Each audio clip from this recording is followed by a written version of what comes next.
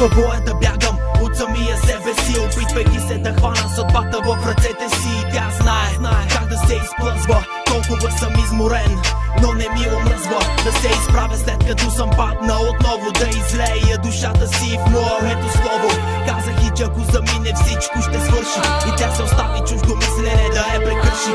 Но аз знаех за лицемерието заседнало в сърцето й, затова не вярвах на сълзите върху лицето й. И си тръгна на 4-та година, сподели го с дядо ми, но вечерта почина.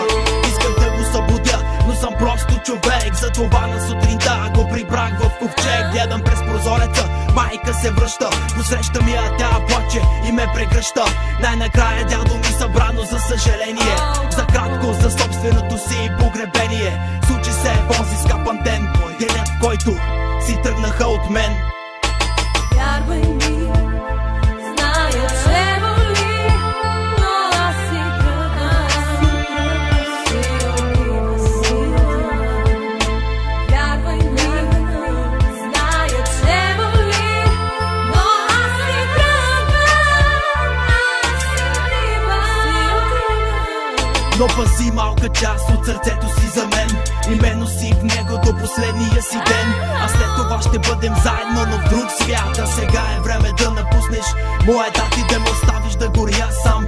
Сърцето ми трябва за друго, не можах да ти го дам, но не тъгувай, продължавай само напред.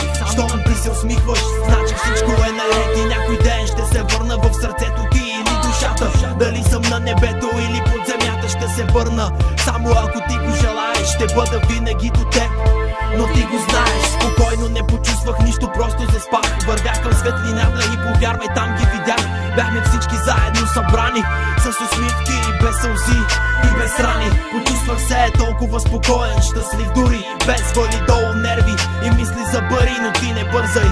Има време, ще дойде този ден, в който отново ще се върнете при мен. Вярвай ми,